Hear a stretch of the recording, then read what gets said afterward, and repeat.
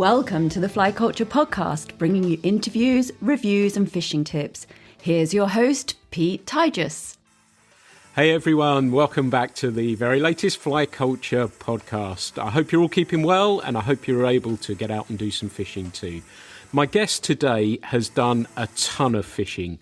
He's also sales and marketing manager for Snowbee fly fishing products, is an England multi-capped fly angler, and he's also one of the good guys too. Simon Kidd, it's great to have you along here. How are you doing? Good morning, Pete. I'm fine, thank you. It's lovely weather as well, so we can't be complaining, can we? Absolutely. I was thinking about going fishing yesterday and that easterly blew up and it's blowing a little bit this morning.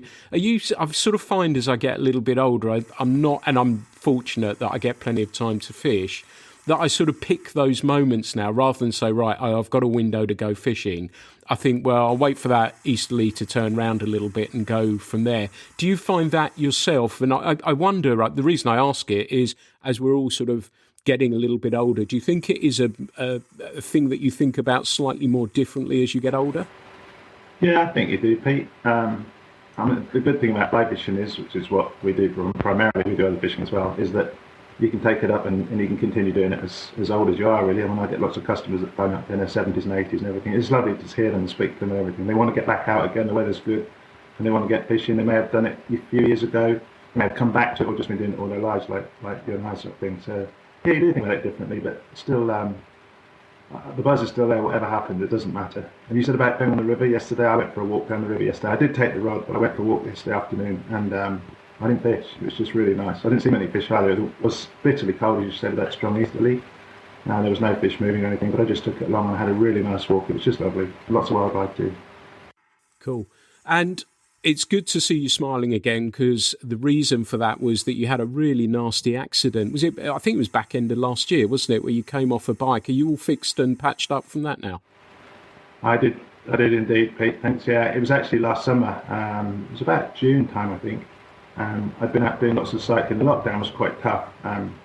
Being living on your own as I was at the time, it was a question of finding something to do, and I started cycling, wanted to stay fit and everything else. And I came off there. I went over the handlebars on my bike straight into the road head first and chewed up a bit of tarmac and finished up in intensive care in hospital for a few days. I finished up with a new set of teeth, and I'm well mended now.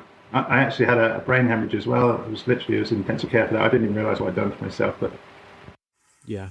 And it's great to hear. It's slightly different, isn't it? Which, when you're sort of growing up, when you go over your handlebars, it's quite a different thing, isn't it? When you're 10 or something like that, you seem to be like a rubber ball, and things. You seem to get up, dust yourself down, and get back on the bike and cycle on again, don't you? You know what, Pete? I've got to say, I did the same thing when I was 10 years old, and I knocked out this front tooth in those days, and I'd had a false tooth all my time ever since then as well. And then I went and did it again last year. So. Yeah, you think you'd learn as well, wouldn't you? Yeah. So I was thinking when I was doing my homework for this chat, I was thinking about when we first met, and I think at the time it was when I started on my sort of guiding and instructing career with Nick, and I remember you coming round to his place and you were working for Fulling Mill and bought some flies. We'd ordered some, I think, for his fishing school and stuff like that, and that was, I reckon, I was thinking about it, it must be some 18 years ago now. It probably was. I brought up some flies. I remember it. Nick's was the only place. I'm not sure what's happening there these days, but it was a great place to go as well. And in the heart of Devon, it's really nice. And of course, you had the river and the lakes there as well, so it was always somewhere decent to go if you wanted to river fish or lake fish, or there you had the best of both worlds there. It's lovely. Yeah, absolutely. And time's marched on, like I say, and fishing in that time, there's been quite a few changes. Do you notice fishing has moved on from then, and the changes that you've seen? Do you think it's been quite a spike in how fishing has developed and techniques and everything else that goes with it? I think there certainly has, Pete. But it's like everything else, everything moves on. I mean, housing moves on, and everything moves on.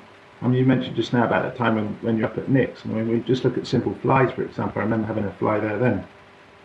We had a little fly called a billy. Do you remember that? And I was talking to somebody only this week. We were talking about fishing at Blagdon and how the fishing has changed there, for example. I mean, that's one of the best places I started fishing, the still water. 50 years ago, and I remember fishing with a stick fly, a green tag stick fly. And my friend I was speaking to, he said, "Oh," he said, "I remember that." He said, "That's all I used to use as well. That's all we basically used to use, green tag stick fly." On Blackland was a great fly. I don't think I've got one in my box these days, to be fair. I've probably got one somewhere just in case, but there are many different flies today, lots of new materials. And the same thing with all the equipment. Obviously I'm in the trade these days, and the rod manufacturing today is so totally different to what it was even 50 years ago, even 10 years ago.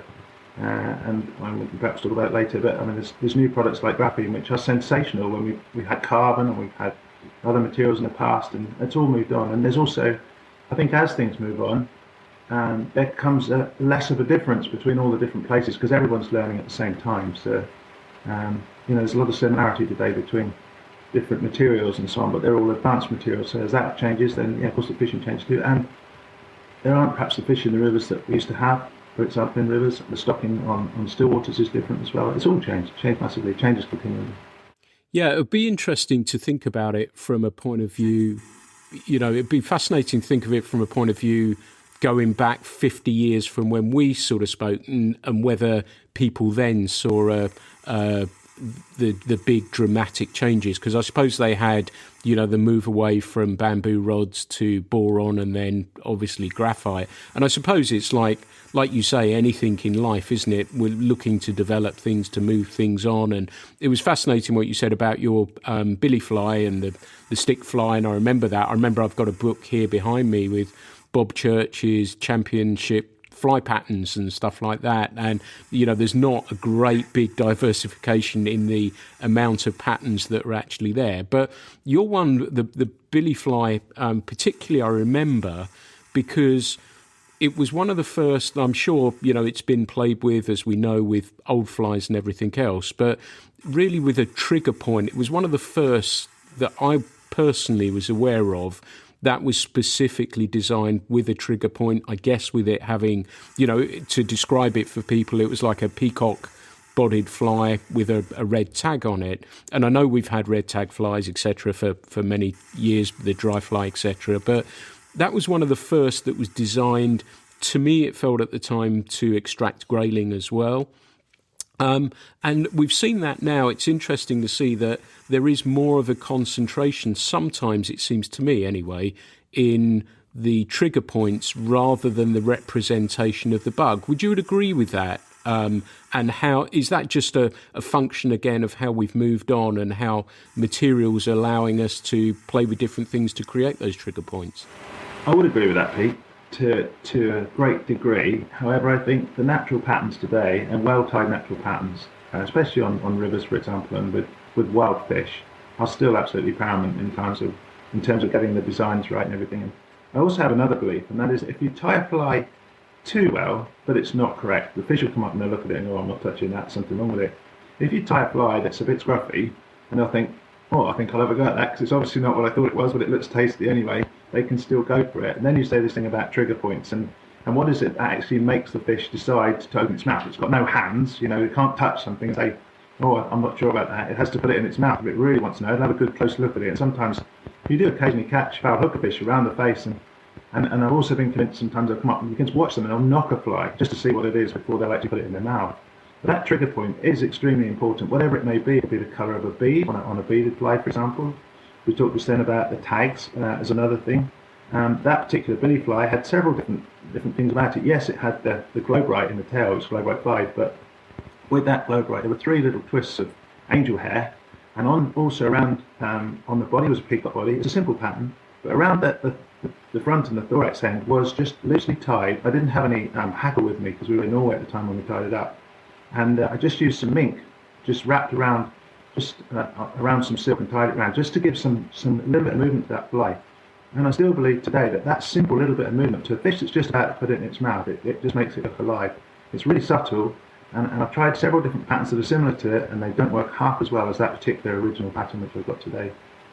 And we've also changed the colour of the bead, we've changed the colour of the tag, and you might think they're different trigger points in some respects, but that original pattern, for some reason, whether it be wild trout, whether it's rainbow trout that have been stocked or whatever, in a river or in a lake, we fished, in that particular occasion we fished in Norway at a place called Sunnefjord, I think it was, up in Norway. And whether it was on the lake or the river, it didn't matter. That fish, that fly, worked for everything. And sometimes you can't tell why, because there's other places it never works at all. So interesting. And yeah, and do you find you still fish it? Yeah, I do. It's still in my box. I'd never be without one of those in my box. In fact, I even fished it last week, to be fair. I was up at Burnley here up on Dartmoor. Some friends of mine were down, they asked me to join them in the afternoon, so I went along and joined them.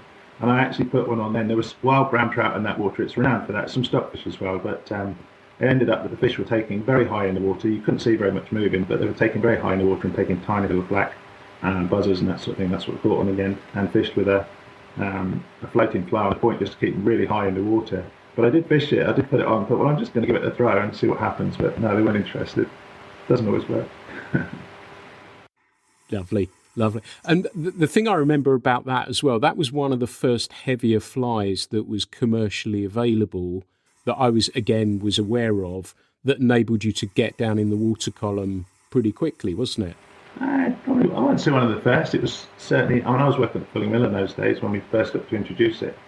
And it had a gold, actually had a copper bead on it originally. We put a gold bead on it for that exercise and tied with different beads today. But of course, as you say about weighted flies, even that's improved. You talked earlier on about how things have developed and moved on, and you put tungsten flies on today and they get right down.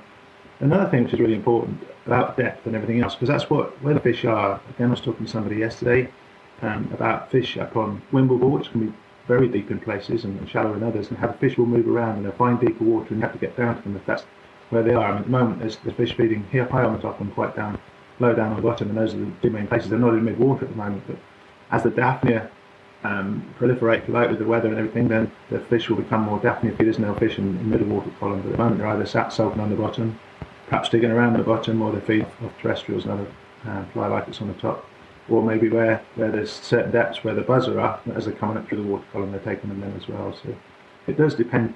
It's very important fishing your flies at the right depth, and therefore, weighted flies, beaded flies, leaded flies, or whatever, all have their place. And I will say one other thing on that as well. I used to do an exercise when I was going around to different clubs and so on, demonstrating sinking flies. I used to do a rod tube, and I filled it with water, and I put small flies in there, which are very thin and slimly dressed. Because the hook's got a weight in itself, and a really slimly dressed fly can sometimes sink faster than a heavily overdressed fly that's got bead on it or even tungsten and that sort of thing, because they have a certain buoyancy that goes with them. So when it comes to getting down, you don't have to severely weight a fly to get it to fish at the right depth, but it can help at times. It's interesting you mentioned Wimblebore as well, because that's having a real renaissance, isn't it, the last 2 or 3 years with the new ownership. And funnily enough, when you mentioned about the hatches there, because it has, I've not been there for a while, but it has a nice mayfly hatch, and which is kind of fun as well. But it's amazing to see how that's doing fabulously well, isn't it? It is, it's lovely. The fishing there is governed by Settlers Lakes Trust, but Mark in Underhill took it on a few years ago, and Mark's extremely passionate about fishing, obviously, as Rainbow Valley trout fishery as well. And he's done a fantastic job up there in terms of improving the fishing. The fish that he puts in are tremendous quality. This place itself, I've been going there since it opened, which was in the 70s, I would think, 1970, late 70s. I'm not sure now when it did open. But I was living quite near to there in Morbath, and used to up of an evening and that sort of thing. There were always, the lake has changed. I mean, the margins have changed and everything. But I remember going up there, and my favourite pattern at the time used to be a green caterpillar. It was just ridiculous. I mean, I don't know why green caterpillar, but I fished a green caterpillar on occasion for some reason. It must have inspired me at some point, and I'd go up of an evening, and that would outfish everything else. I wouldn't think of using my plate unless I went up to Narm. You know where the trees are? The arm there's got a lot of rainbow trout and browns that go up there, hang around under the trees, and they would take all sorts of things that come off those trees. But on that occasion, I remember fishing it regularly, just down where it's convenient off the banks along Cow Green or where the boat jetty was at the time, and around the sailing club area, and still works as a green caterpillar. I don't know why. There's another fly in America called a green weenie, which I remember, which they used in New York State, I think. That used to be a really popular pattern for the Americans, but it's maybe something that will be developed over here in time. But yes, you say about Wimblebore, it has fantastic renaissance lately. It's a place that's going to go from strength to strength. I know Mark's putting more boats on and everything, and it's just got lots and lots of different features. It's got 2 or 3 different arms. It offers an amazing variation of fishing there, and a lot of top of the water fishing here, which is probably the most fun of all, really. Yeah. Do you think that may be at to the detriment, and I hope it's not the case because there's so many waters, but do you think that sort of might there's a danger it may move people away from some of the other fisheries? And I've got a very soft spot for places like Colliford and less so now, but Rodeford and places like that. Do you think I suppose it could work the other way, couldn't it? That people say, well, this is fantastic, I'll go and explore some of the other waters as well. How do you think that could or might play out? Pete, I'll be honest, I think it works both ways. Just like you said, I do love Colliford and Rodeford. They're mainly brown trout fisheries. Obviously, Wimbledon offers everything. I remember at one time it used to be tiger trout and everything as well, but they're rainbows and browns today. They're stock rainbows and some lovely browns and everything that are wild, whereas those other waters you just mentioned are special for other reasons. I mean, Colliford is just a beautiful, top of the moor brown trout fishery, and it's got some super fish in it. It's got a lot of carp in there too, but you go there for different reasons. But I think if you've got someone that's fishing well and people go there and have a good experience, there's every chance they're going to it's going to encourage them to go more and explore. And at the end of the day, for me, fly fishing is about exploring, going to different places, not at the same place every time. You might as well go and fish in Bath if you're going to go and do that. If you just want to stock fish all the time. Sometimes to have the line pulled and have your string pulled, as they put it. It's also really nice to go out and just to fish and enjoy the experience and the surroundings and everything. Because with that, Wimbledon and the lakes offer tremendous fishing today, great quality fish. And if you can go there and catch fish and have a good day, you don't have to be catching 10 or 20 fish in a day. 2 or 3 fish, a dozen fish is a lot. 2 or 3 fish is extremely doable. Half a dozen, 8 fish, or whatever catch limit, that's a bonus. But it's not about how many fish you catch, it's about the whole experience. It's enjoyable, you're catching good fish, it's challenging at the same time, and you're more inspired, I think, than to try some other places at the same time, as well as go back to a place that you enjoy. So I think it works both ways, and it's really good to see some great fisheries that are still able today. Yeah, great answer. And it was interesting, before we started chatting, I was thinking, I wonder what tips I could ask Simon to pass on. But I think you passed one on beautifully about observation and noticing about those caterpillars and those things. And that's a fundamental one, I think, as well, and beautifully put. And the other thing as well, and I've noticed since we've sort of been through this pandemic and everything else, and I think, again, you eloquently and beautifully described fishing and what it means to you, and it's the same to me. It's not about necessarily numbers, but the whole experience. And have you noticed, working in the industry as you do, that there is a little bit more of a swing around from that, and we're starting to see a little bit of change, that people having been not able to get out and go fishing now can do that, and they're enjoying all the aspects of it, be it seeing the kingfisher, be it an otter, be it whatever it may be. Do you think you're starting to sense that too? Pete, I'm definitely sensing that, and from both people I'm speaking to as customers and from people fishing, and just people yesterday afternoon I said to you, I went for down the river. I bumped into several people down there. There was a gentleman and a lady who were walking their dog. The gentleman said he came from Canada, and I'll share this with you because he said, I came from the water Canada. And he said, I just love walking this river. He said, because the wildlife is fantastic. We talked about flowers, we talked about the birds that were there and everything. I saw a cattle egret yesterday, which I've never seen before. You know, you see the little egret sometimes, the white egret, but this was a cattle egret with the yellow beak and legs and bun. And it was lovely to experience that. Yes, there were kingfishers there. But 2 ladies that came to work fishing, and they said that since the lockdown, they found on Friday afternoon, they always go fish for a walk, rather. And she said they've been exploring different places, but they just love to be out in the wild. And the same for everybody. You don't have to be a fisherman. I think what I have seen is there have been so many people that said, actually, I want to give this fishing a go. You know, have a go at this because it looks like it's fun. And the lady said, yes, they said it looks like you're enjoying yourself. So much is there with the fishing rod, and they said we're just out for a walk. You're doing something more than that, and I think you are. And as long as you get pleasure from it, you don't have to be catching lots of fish, which is, I think, become a prerequisite over years at times. You know, you have to catch lots of fish. It's not just about that. Everybody today, having been locked in, if you like, is appreciating more the things around us. And for me, it's just great to get out with a camera and go take lots of photos. I love doing that. And there's lots of people that I see doing the same thing. Yeah, I was going to ask you about that because you take beautiful photographs, and I know you've been doing some artwork as well too. And do you get as much pleasure? And it sounds like this is almost loaded, given what you've just said, that just walking along the river with your camera, catching the everything that's around you in that sort of moment as well. Are you? I get the sense that you're probably just as happy carrying a camera as you are a fly rod. Hey, I've got to say, yes, I'm passionate fishing. Obviously, I love my fishing above all else, if you like. I've been in photography for years. I spent nearly 20 years with the Polaroid as a national sales manager as well. But I love my photography. I love to be able to capture what I can see, which is why I like to paint and things as well. But wildlife itself is fantastic. And the biggest thing for me is to be able to share that with other people and to experience and see new things and try and capture them, whatever method you can, whether it be on film or just in the memory, or whether I can capture it on paper and so on. And the other day, when I took a friend for a walk the other day, we went up on the rock at Chudley, and I found some unusual plants on our walk, and that sort of stuff. So to be able to share that with them too, it was delightful for me to see them. I have seen them since I was at school, many years ago, and it's just really nice to see something special and take it in. Now, had we not been out on that exercise, our daily exercise or whatever, we probably wouldn't have seen it. I wouldn't necessarily have been in that place. But it's lovely to be able to take all of that in and be able to appreciate it. And I've always tried to learn a bit more about it at the same time. They've got some great programs on television. I think some of the wildlife programs today and the filming today is absolutely sensational. Watch David Attenborough and stuff like that. It's absolutely superb. It's not just him. There are many people today. And I look at some of the camera and photography work that those people have done, and with 4 billion, it's fantastic to be able to capture it and be able to see it, because the planet is only so, our population's growing all the time. Everyone's talking about global warming and everything today. To look after what's out there and be able to appreciate more. So it's lovely to be able to go out and capture. This morning I've been out taking photographs of the crabapple and the bees on the crabapple tree this morning. It's just delightful out there today. Nice, perfectly put.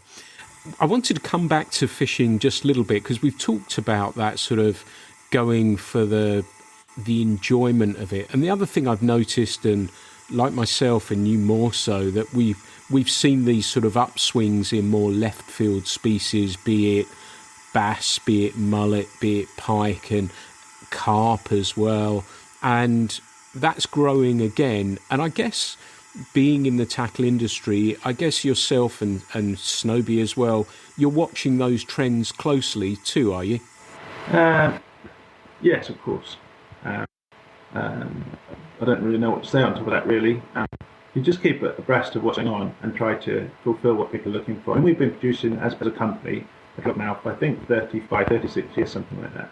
This year, we don't have a catalogue that we don't print because of lockdown and everything else. So we've got to keep the website up to date and try and keep abreast of what the trends are. And the trends people today, I know they're looking for video in terms of what, expressing different products, expressing different experiences with the fishing that people can see, and they love to watch a video as well as stills and photographs and be able to read at stuff. They like to be able to go online.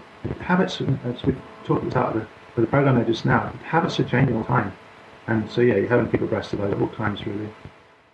Yeah, it's been interesting, and I've talked on previous podcasts about how people are learning to fish, and they can do that now vicariously through YouTube or whatever medium that may be, but they can find these things very, very easily. Of course, there's nothing like an instructor or a guide standing next to you, but it's so much easier to access information now, isn't it? And like you say, improve or learn.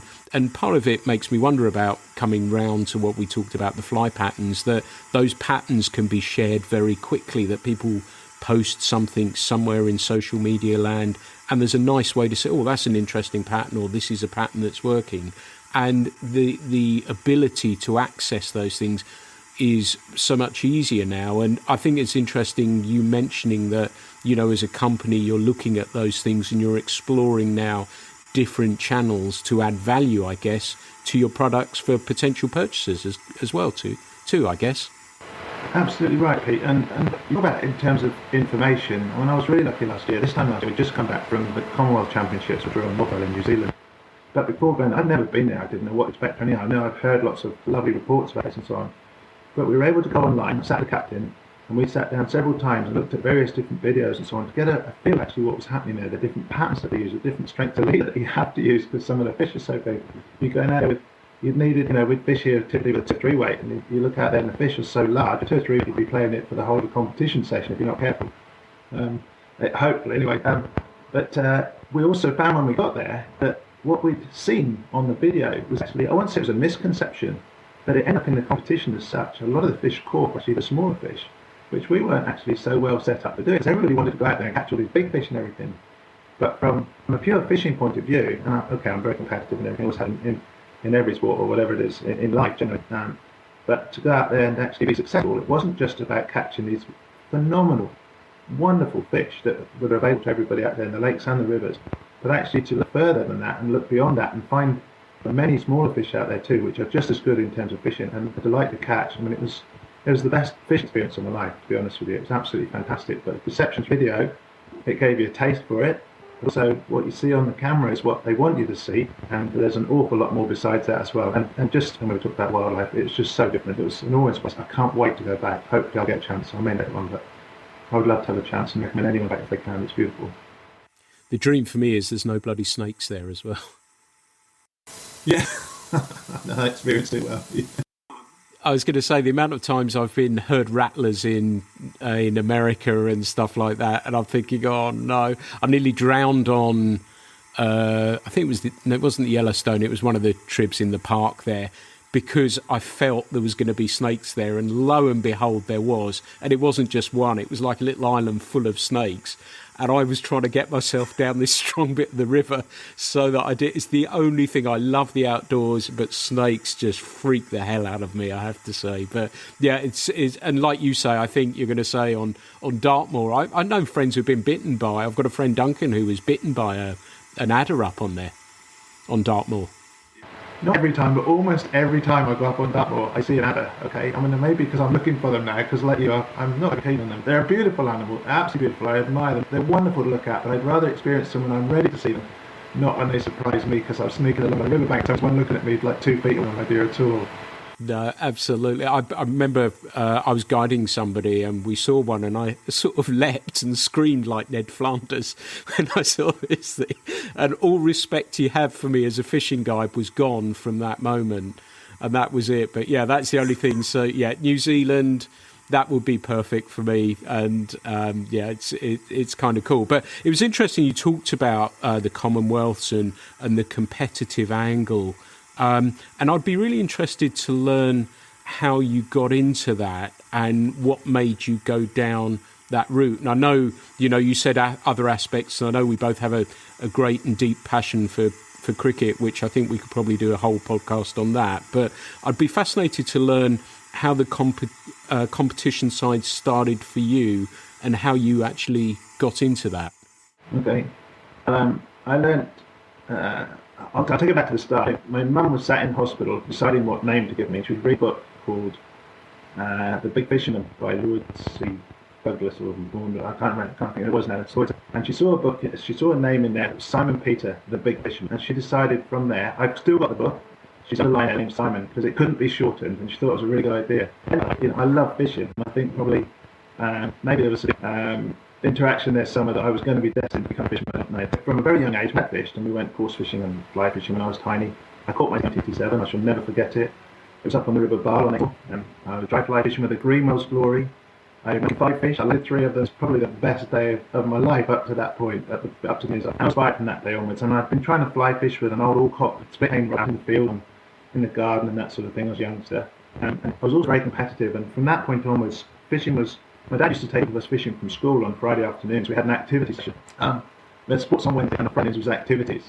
So they said, well, you can do anything you want. We said, can we do anything that keeps you out of trouble? And it's an organised event. So we decided to go and start a fishing competition. There were 5 of us. And my dad said he'd pick us up from lunchtime at work. He'd pick a few of us lads up and take us to a spot to go fishing. And we'd sit there for a few hours and he'd pick us up after work and take us back to school. And we were out of trouble. The only thing you had to do was have somebody sponsor it. A member of staff had to agree to it. And we managed to persuade the chemistry teacher, who was our chemistry at the time, that this was a good idea. And he was fantastic. His name was Sterling, Mr. Sterling, but it was wonderful that he encouraged us to do that. But it came a competition on a Friday afternoon because we had to have the competitive element within it to get the support from the school to let us go fishing. Everyone else was doing different things, but we were. And so that's where it probably started. But my dad wasn't keen on it. And I got into athletics at school, and there's a lot of competitive athletics all over the country. And I never lost that competitive element. I mean, I can remember saying at school in come. And I used to get nervous from that point of view onwards. Just cut grass. So I think of athletics. That's how passionate I became about my athletics. It was fantastic, and I was lucky enough to train and stuff with the likes of Steve O'Bett and people. So it was really high in one day. Another bike incident. I was running with a guy on a rank post, and that was him running career. Really. So 19 years old, and it was all finished.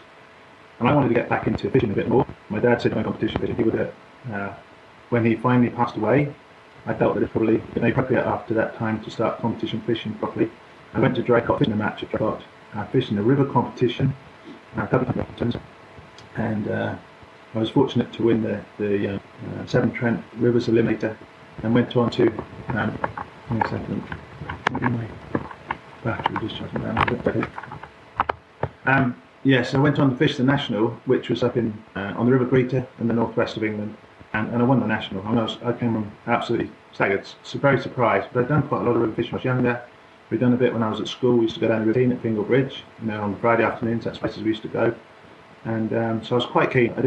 I'd never compared my competition fishing side of things, what I'd learned with other people, and suddenly I found I was as good as anybody else in that respect. That was 1998. I won the National.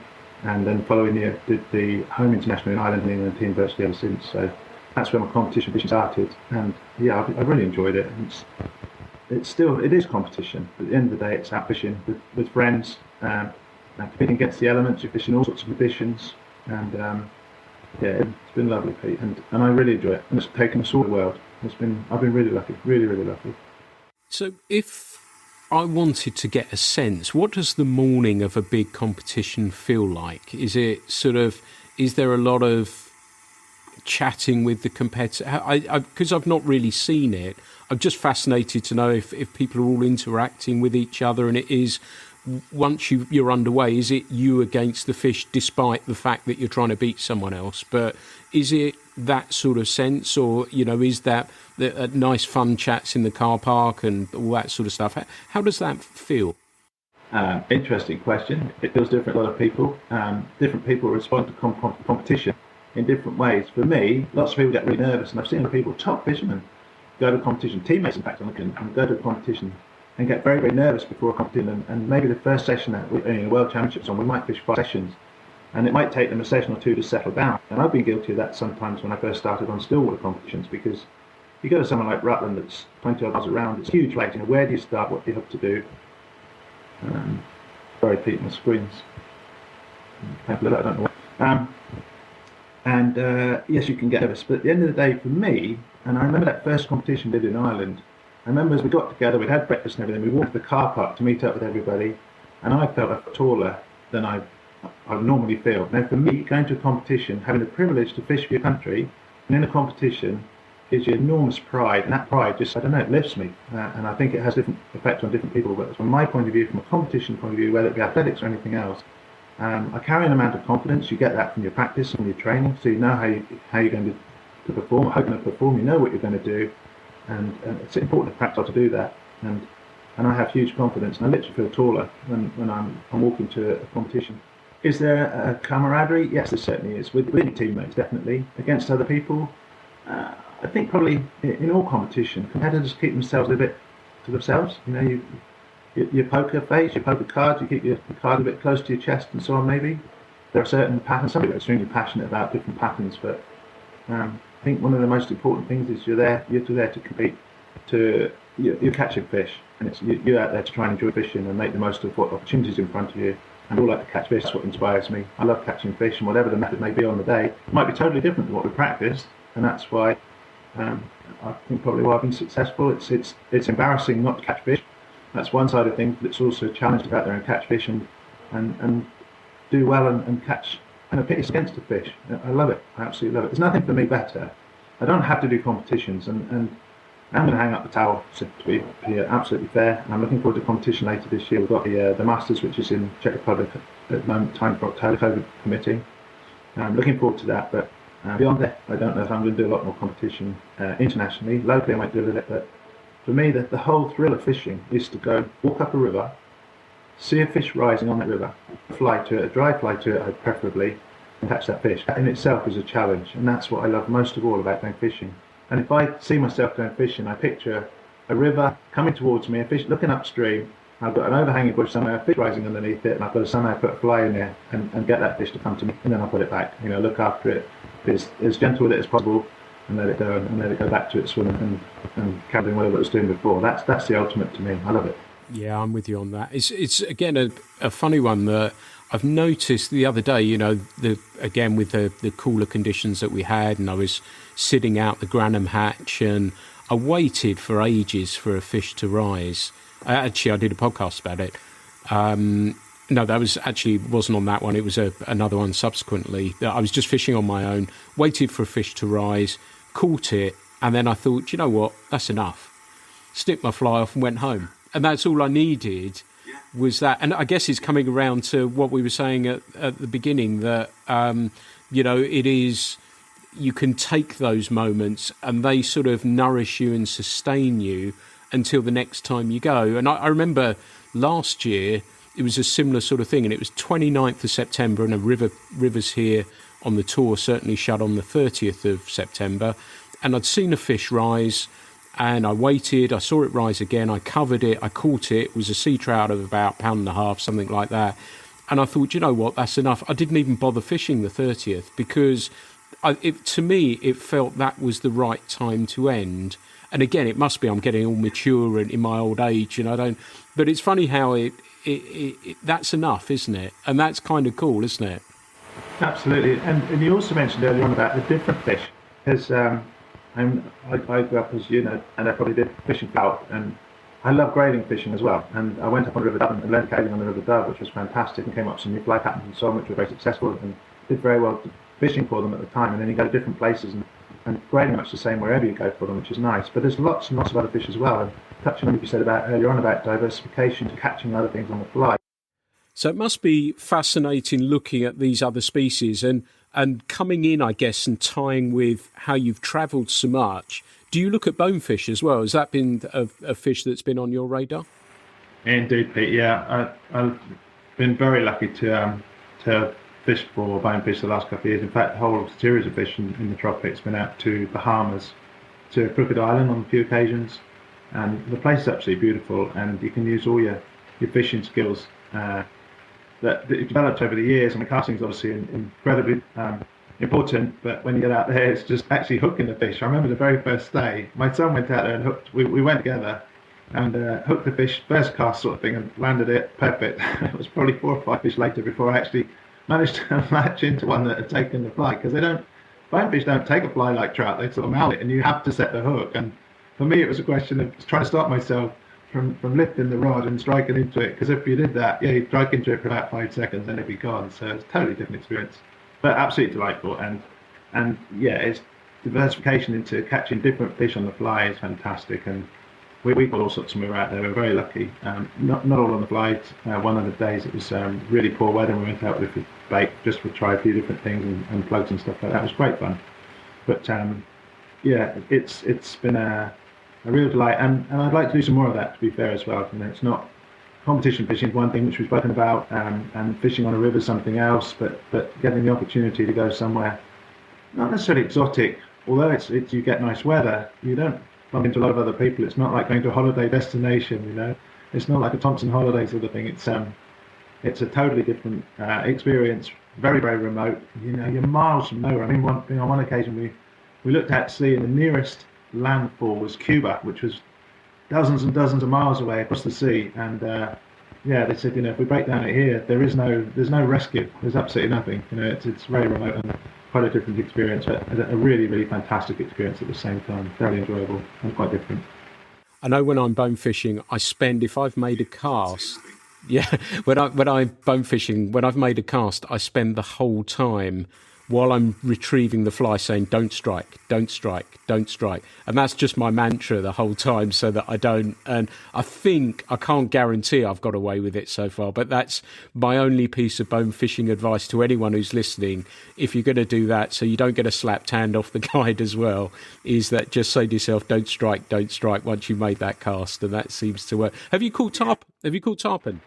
I've not landed them, I've hooked them, yeah. I remember having a superb tarpon in Crooked, which is quite unusual. There aren't a lot of tarpon out there.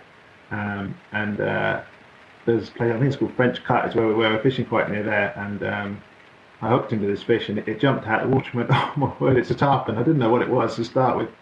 And eventually it came back towards us, and the guide got very excited. My son and I got very excited as it was coming towards the boat. It was massive. And it decided to swim under the boat and carry on behind us for the mangroves. It just went like 20, 30 yards into the mangroves until it pulled the line off and broke it. So it was on about £60 line or something as well. We were targeting them, but we didn't expect to see any. It was such a shock. So that was my only experience, I'm afraid. Yeah, and it was amazing to see this enormous fish with this huge scales on. They're magnificent fish, absolutely brilliant. But other than that, no, I haven't. I don't count that. I've just noticed actually in the background, that is Crooked Island in the picture on the wall. So that picture of the sunset. Yeah, so that sunset is just one of those. It's just fabulous experience. You know, we talked earlier on about experiences of fishing and stuff like that.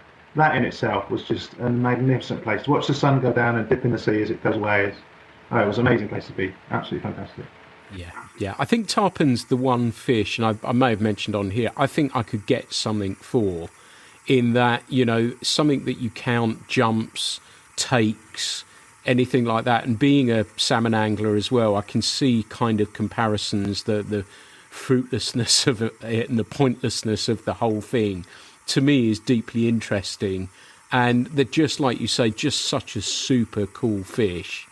And yeah, I think that would possibly be the one that I think I could get something for. But yeah, I like those a lot. But let's bring you back to the UK a little bit, because we've touched on the fishing and certainly the competition side, and there's no denying the fact that a lot of the techniques and the ways that we're actually fishing these days come from that background. And to me, in my humble little way, one of the things that I've noticed is those longer, lighter rods now. And do you think that's one of the significant, and the methods of fishing those, do you think that's one of the significant methods and techniques that we've seen come across from that competition side and those longer, light rods?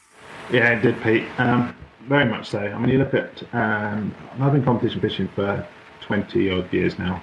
And that's changed dramatically. But I think we learned an enormous amount from the Eastern Europeans and the French teams and the Spanish teams. And I've been lucky enough to fish with them. I've been out to Spain on a number of occasions and fished with the top Spanish guys. They fish long is how I would describe their fishing technique, because they're fishing on the water that's clearer than bath water. I mean, you can see the water. You can see every fish in the water. I remember learning one day, I was on a river. I think it was Miera River. I can't remember now. And they said, if you slam the car door too hard when you park, you won't see a fish all day. That's how spooky they are. So I learned a lesson from that, and it wasn't far wrong either. So yeah, they're extremely spooky, and they fish extremely long leaders, good presentation, long rods, as you say. It's important to be able to just even cast a long leader. You need to have a rod that's got enough power in it and enough flex and everything, but it's got to be light at the same time, because you're fishing 0.08 leaders, 1.75 pounds, something like that. And you're catching some decent fish, and there may be some obstacles there as well, which you've got to try and keep them out of at the same time. It's a big challenge, but you watch the experts, the likes of Pascal Cognard and Pablo Castro. Those to me are phenomenal small nymph and dry fly fishermen. They're fantastic, and learned an enormous amount from them. But as you say, long 10-foot 2-weight, 3-weight rods are what their rugby of choice, and they're long leaders. Another thing which I've learned from fishing with them is to put, if you want to fish a long fine leader and catch decent fish. We talked about the take just now, lifting the rod and everything. You can get snapped off as easy as anything if you're not careful. You want to fish nice and fine, delicate. The fish comes up, takes the fly, you lift the rod and snap, it's gone. You don't want that either. So what I learned from the Spanish in particular was to put a tapered leader into the cast. I learned to do knotted tapered leaders, which turn over that much better as well, so your presentation is phenomenal. On occasion, we learned one style back in 2003. We fished in the World Championships in Aragon in the Pyrenees. And Wandel Kalman was our guide. He's a fantastic guy, lives in Australia now, but Juan became a very good friend and has taught us so much about fishing the Spanish way, where you're kneeling on the rocks on the bottom, kneeling up through the river to keep totally out of sight of the fish. Once they've seen you, they're gone. They're not going to take anything. Even if they stay there, they've seen you already. They're not going to take anything with them. Not silly. And you're fishing very, very delicate, sometimes no fly line even on the water. So there's a benefit for a long rod. I'll fish a long rod with 16 to 25 foot of leader on there sometimes, and may have no fly line on the water, fishing upstream with a single nymph or a nymph and a dry sometimes. And those techniques we've learned back in 2003, and they've been developed over the years since as well. So long, delicate, lightweight rods have been the way forward for that. And then of course you've got the jet nymph methods. You've got, you're fishing again a long rod at a distance from you.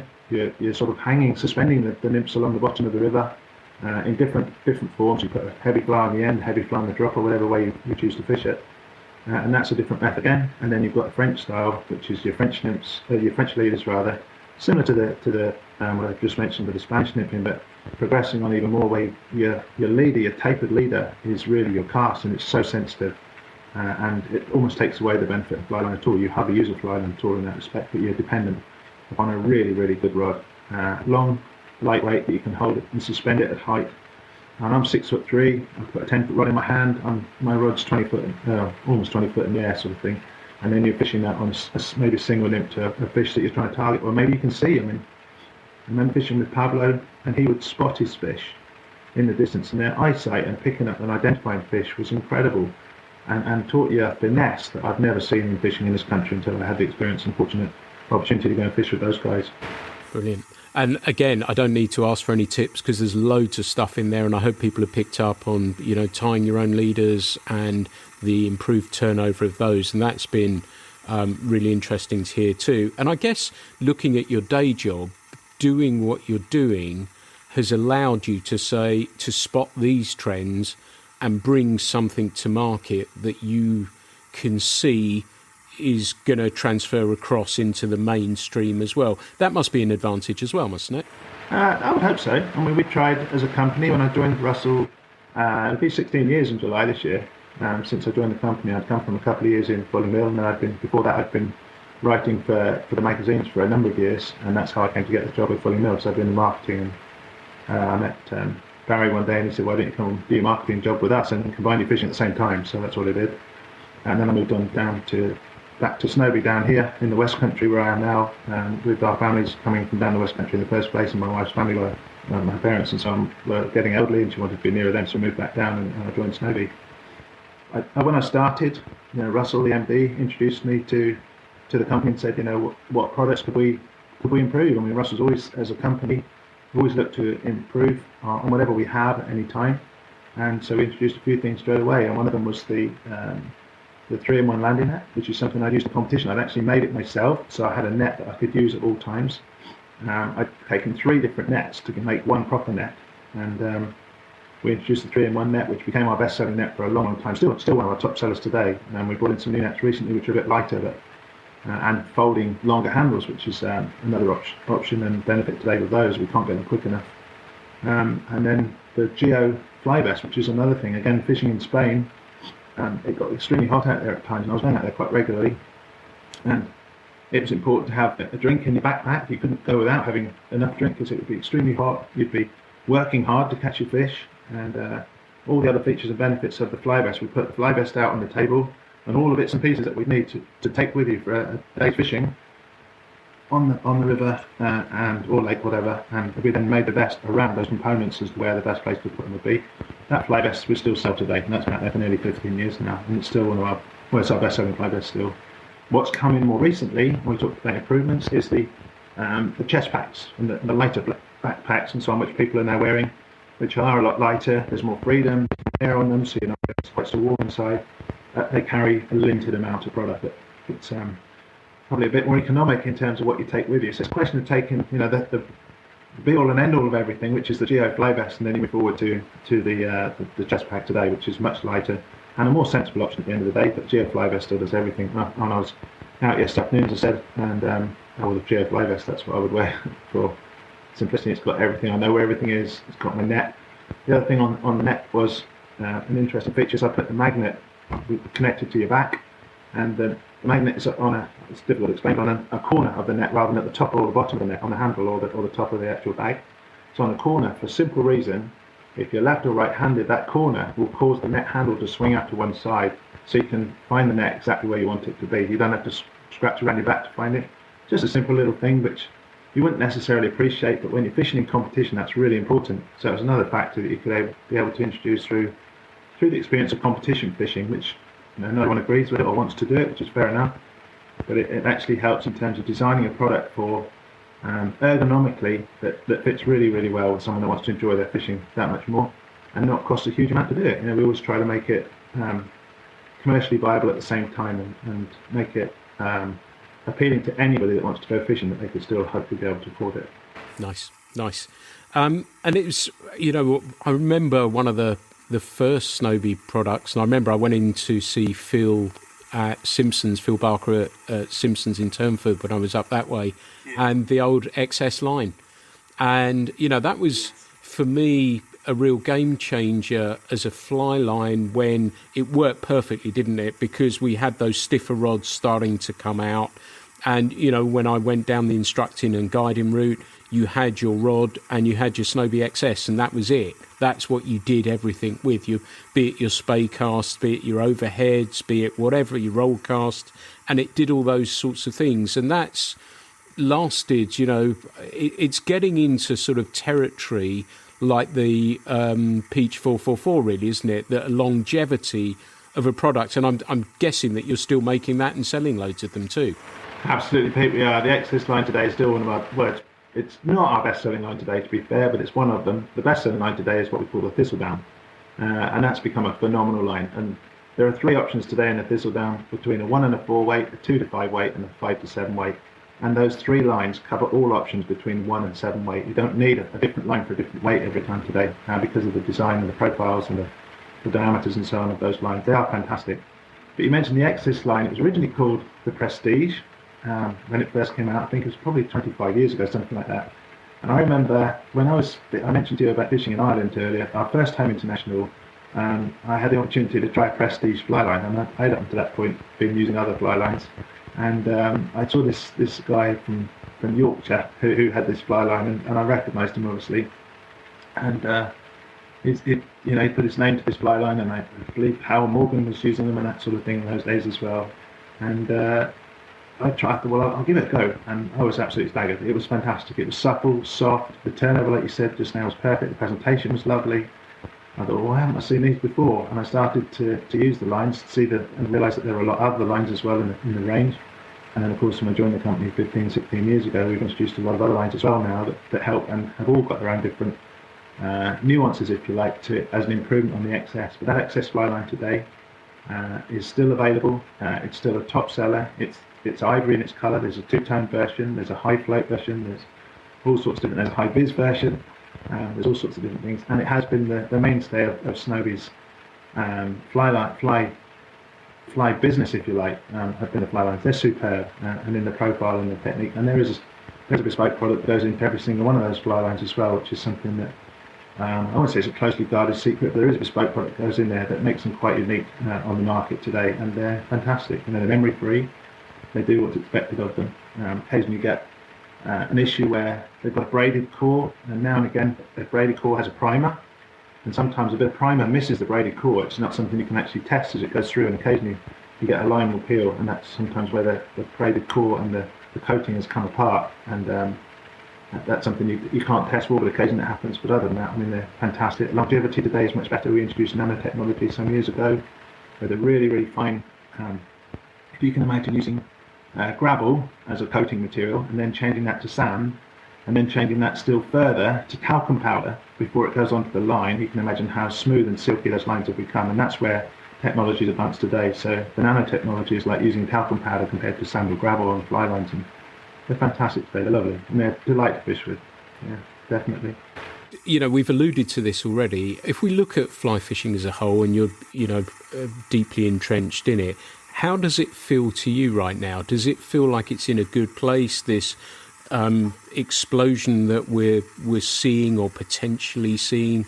Does that continue? Do we continue to see people joining the ranks? And how does it feel to you right now? I think, obviously, I understood there were some 230,000 new rod licenses sold in the UK last year, and that has to tell you that there's an improvement in people wanting to go fishing. Also, I remember some years ago when A River Runs Through It was a film made in the USA, and they had, I think that the USA fly fishing market went up by about 25% in the year that film was launched, which was rather special. I will share as well that I believe the shadow caster who did the casting in that competition, in that film, was using a Snowbee fly line for much of that exercise as well. Your XS, as you mentioned just now, probably. And so that was quite an interesting thing too. But that's what happened in a short space of time as a result of a film, if you like, that was quite fashion at the time. And I think we're in a similar situation today. People want to get out there. There is something you can actually go out and do. It's not, you don't have to use an awful lot of equipment. There aren't boxes of smelly products that you've got to leave around the house and put in the fridge and things like that. You just have to, a minimum amount of equipment, you go out and actually get something very, very rewarding going to do it. And it has a bit of a skill to learn, and that in itself is a challenge for some people to learn a different skill. You know, to see the cast and be able to present a fly and so on isn't the easiest thing in the world. It might look quite easy, but a lot of people struggle with it and try to put too much effort in. And when they get the timing right and they slow down and everything, it suddenly clicks, and then they can find themselves enjoying something which they've learned as a new skill. And so I think as much as anything, although the marketplace is looking for new opportunities to spend time outdoors and actually find something rewarding and learn things and take in the outdoor atmosphere, you can actually learn something new at the same time. And when we're learning, like when we're in school, you're happy learning things. I learn new things about it every day. You see things when you're out on the river or the lake, and you see something new that you haven't seen before. You're learning all the time, and I think that's where a lot of the reward comes from actually doing it. So I think, yeah, definitely there's a move forward for more people to come into the sport. As for youngsters doing it, it's not the easiest thing in the world for them to do. I think the majority of people that come into the sport have been through their teens, probably been through education, in a work environment, and they're looking for something to do outside of work, away from work, that's rewarding and gets them outside at the same time. And I think that's where the market's coming from today, and then you can continue doing it and put it down and pick it up through the rest of your life. So it's not something you have to do when you're young. It's not something you can't do when you're old. You can do it at any age at all and still get as much pleasure from it. And I think for that reason, it's going to stay for a long time, as long as there's places for people to go and enjoy it. I've had Jason Borger on as a guest, and it was interesting that we talked about the shadow cast and those bits and pieces. I didn't know it was a Snowbee until I think it was Russ Simons mentioned it was used when I posted the link out. And it was interesting that Jason said to me afterwards, he said, "Oh, how's it going down the podcast?" He was an awesome guest, and he said, you know, you may get a bit of flack because people still haven't forgiven the film, basically, and how it opened up rivers and how people were going. So he said you might get some flack afterwards, which we didn't, and people really, really enjoyed it. And I'd say to people, go have a listen to that if you get the chance, because you get an inside track. And like you say, it's quite pertinent right now, given the growth that we've seen here and I'm hearing in the US in other places, which is wonderful to hear. This is probably, we've gone well over an hour now, so I'm going to start winding things up. And this is a silly question because I know the answer, but I guess you're enjoying fishing as much as ever, right? I am indeed, yeah, of course I am. I love fishing. I want to be able to do it for as long as I possibly can. Yeah, I've done it a long time. Every day you still do something different. It's like watching a fire flickering in a hearth, if you like. It's never the same 2 days running. It's really enjoyable. Love it. And lastly, I guess, that you've travelled so much with fishing. You've alluded to New Zealand, obviously, but is there a place that you've so far not visited that you think to yourself, oh, given the chance, I'd love to go? Where is the one place, and I'll give you two if you want them. Where is it that you'd love to visit with a fly rod? Pete, there are probably two places that immediately spring to mind, and it would be saltwater tropical destinations of the Seychelles or the Maldives. I've always wanted to go there. Always wanted to go there. In some respects, I ticked the box last year because I went to New Zealand, and that was the place that was at the top of my bucket list, and has been for all time. I still want to go back to New Zealand, to be fair. If I could go back to New Zealand and not get to those other two places, I wouldn't be complaining at all. And then one other place that I loved as well was visiting the west coast of Canada and Vancouver Island. I went out there a few years ago and absolutely loved it out there too. But yes, I think I'd like to do one of those two destinations from a saltwater perspective. I think it's hugely expensive, extremely unlikely that I should ever be able to do that. But if I had to put a bucket tick, if you like, that would be two of them, because the fishing experience that they promise. I was speaking to Nick at Sportfish the other day, and he was a guide out in Seychelles for 5 years, he was telling me, and it just sounds fantastic to me. And the scenery, the tropical aspect, as I say, that picture, I'll keep this on my wall here in the background because it's the tropics. It is the epitome of well, should I say holiday? It's not holiday, it's destination fishing at the end of the day, and it's absolutely beautiful. And every day again is different. The weather changes, the fishing is something quite different. You never know what you might experience during that day. And yeah, those would be two of my destinations I'd love to go to, but we'll see. I'll take anywhere, to be honest with you. I just want to keep fishing. There's something special, isn't there, about walking along a flat with warm water on your legs and seeing that tailing bone or a permit run through or whatever it might be.